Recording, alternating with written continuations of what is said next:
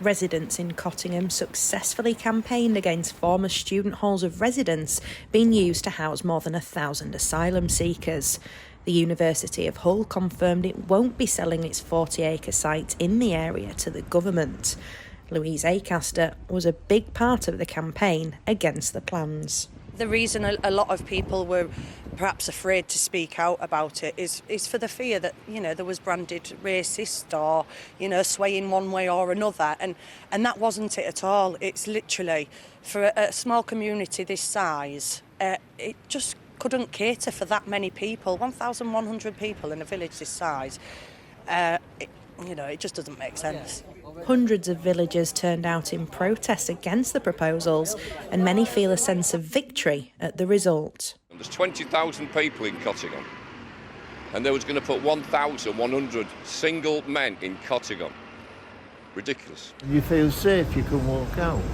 I don't think I'd feel safe if it was full of asylum seekers. You just can't stick 1,000 people in and hope everything's going to stay the same. With a doctor's surgery and the dentist and different things, we wouldn't be able to cope. We're a village with finite resources and we're not a dumping ground for the Home Office. Local leaders feel more should be done by the government so other areas like Cottingham don't face the same fate. It's a scattergun approach which doesn't work because they're not looking at the sites before they're selecting them to see, is the infrastructure there? Can the locality take the impact? They're just saying, oh, there's a spare property there, we'll use that.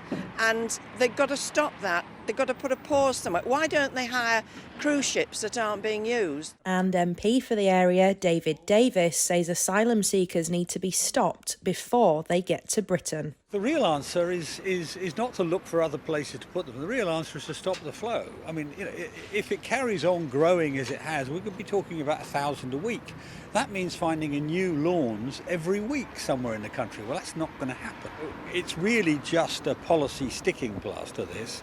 The trouble was, from Cottingham's point of view, although it'd be a temporary sticking plaster for the government, it'd be a permanent issue for Cottingham. Villagers have still decided that they'll gather together for a protest in Hull city centre to stand against future sites like this one being used in areas that they deem inappropriate to house asylum seekers. Anna Riley, GB News, Cottingham.